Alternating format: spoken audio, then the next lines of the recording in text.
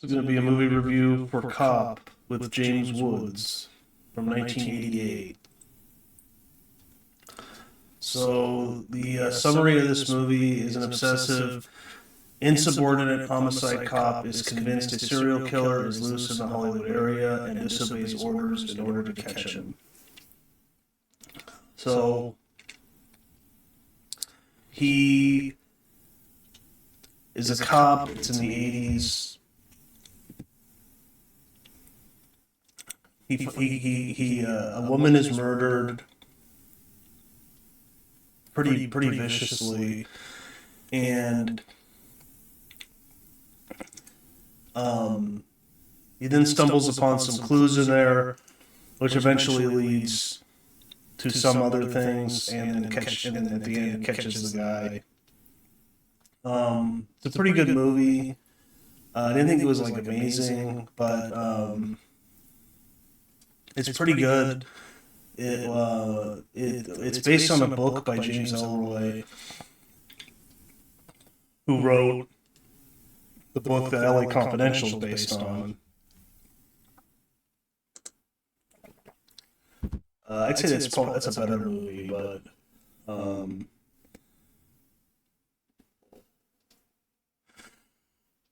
still, it's a really good movie. It follows him. His boss doesn't really like him. He has a friend who's also a cop, Charles Durning, who's called Dutch.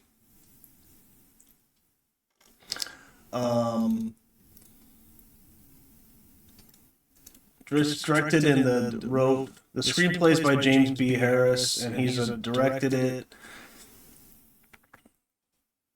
He helped produce The Killing with Kubrick. He helped produce Paths of Glory with Kubrick and Lolita with Stanley Kubrick.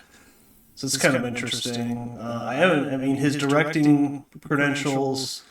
He directed Boiling Point with Wesley Snipes. I don't think I've seen that. Fast Walking, Some Call It Loving, The Bedford Incident. I haven't seen any of his other movies, but obviously I've seen the stuff with Kubrick. Executive producer on The Black Dahlia.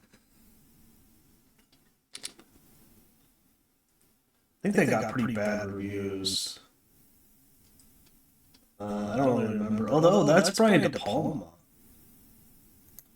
Okay, I should maybe check that out. But that's a James Ellroy novel too, so he's obviously a fan of Ellroy.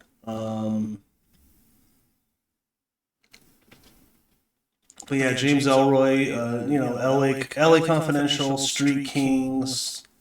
He wrote Rampart and helped write the screenplay of that with Woody Harrelson.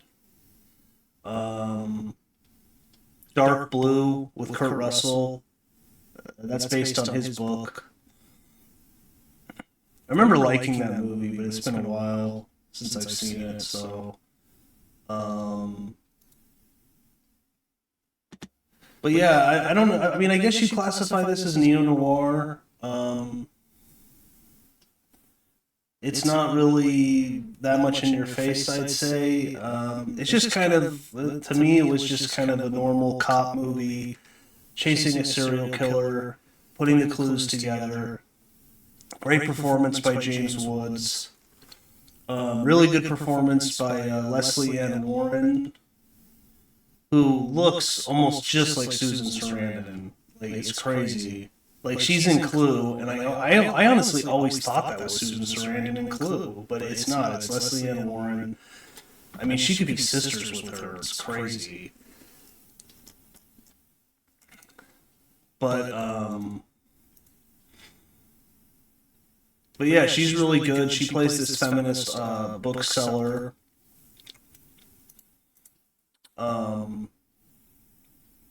Raymond J. Barry is his captain. They don't get along. This guy's been in a lot of stuff too. Oh yeah, he's in Falling Down. He plays the captain in Falling Down. Oh yeah, he's in The Ref. That's an awesome movie with Dennis Leary. Yeah, he's like the mayor in that or something.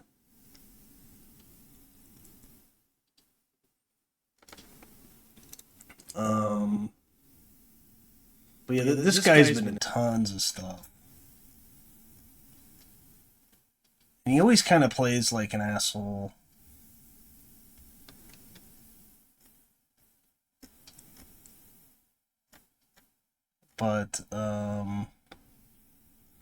But anyways,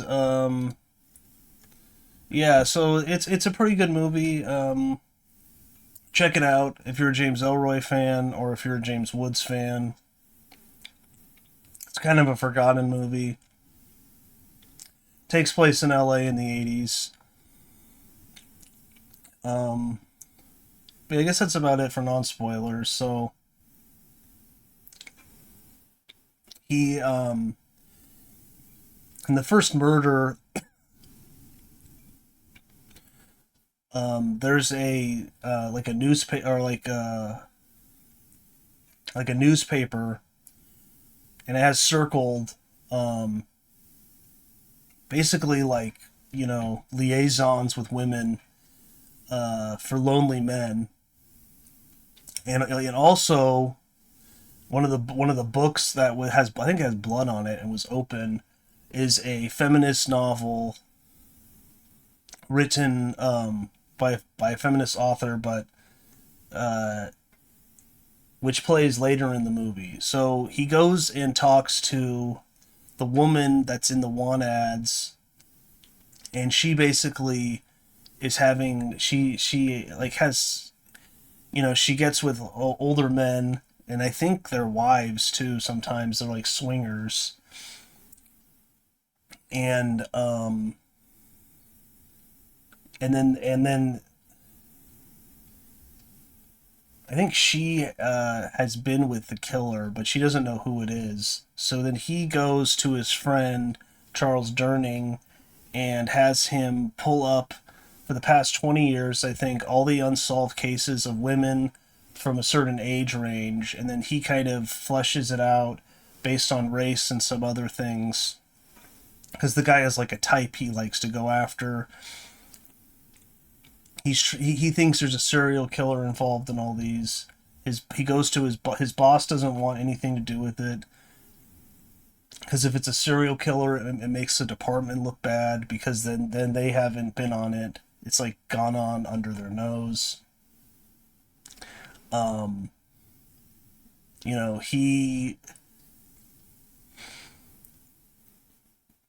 um he's trying to get him to go with it, but he really doesn't have that much. So his boss is like, no, because then also you have to hire like a team of cops to look into it, like a task force. Then the media may get, may find out, and they'll ask him a bunch of questions. So, he says, don't do it. And then basically he threatens his boss, saying, in a couple days, I'm going to the media if you don't give me what I want. Um, this later in the movie, uh, um, he actually is suspended by internal affairs because um, when he's tracking down all these leads, um, it leads him to a cop that was on the scene of one of the murders that he thinks is a serial killer. This cop works for the sheriff's department, so he's a sheriff's deputy. Um, and then later he learns that this cop went to high school with the feminist bookseller who sold the book that was in the murdered woman's apartment. He goes to that bookseller.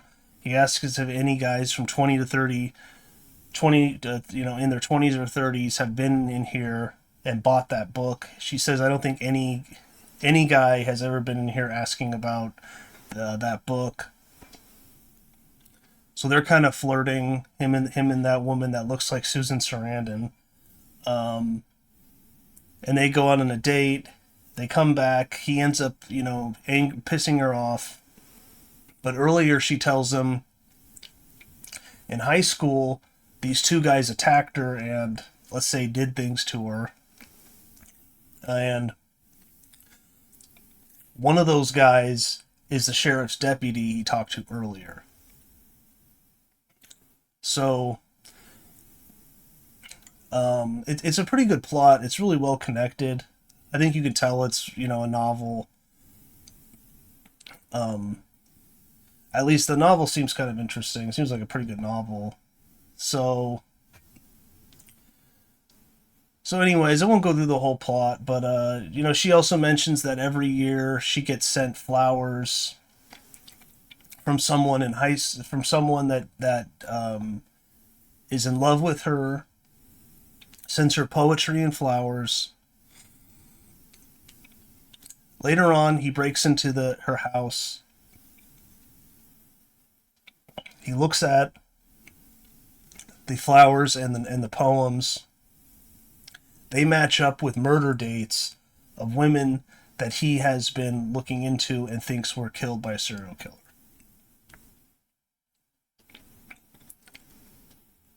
So then he thinks, okay, this is the guy that did it.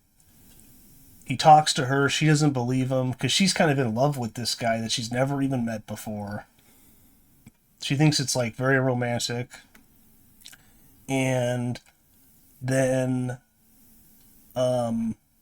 earlier, the woman who was involved in that sex ring gets killed, who he also had a relationship with briefly, James Woods, and she gets killed. And then I think maybe another woman gets killed too. And then he's talking to the feminist bookstore owner. What's her name? Lesley Ann Warren.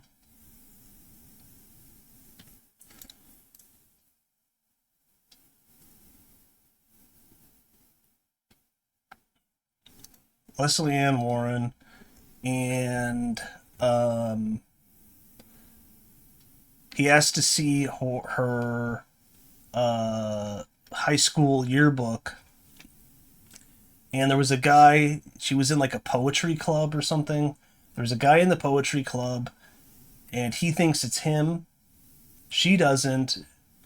She runs away and she calls him. And basically, like, he's the guy that's been sending her poetry. And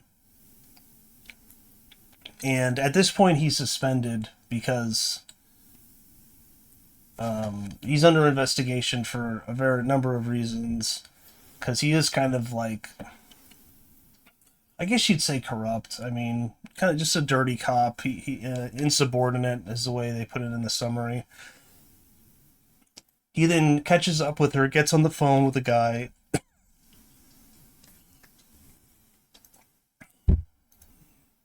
Who's played by Stephen Lambert.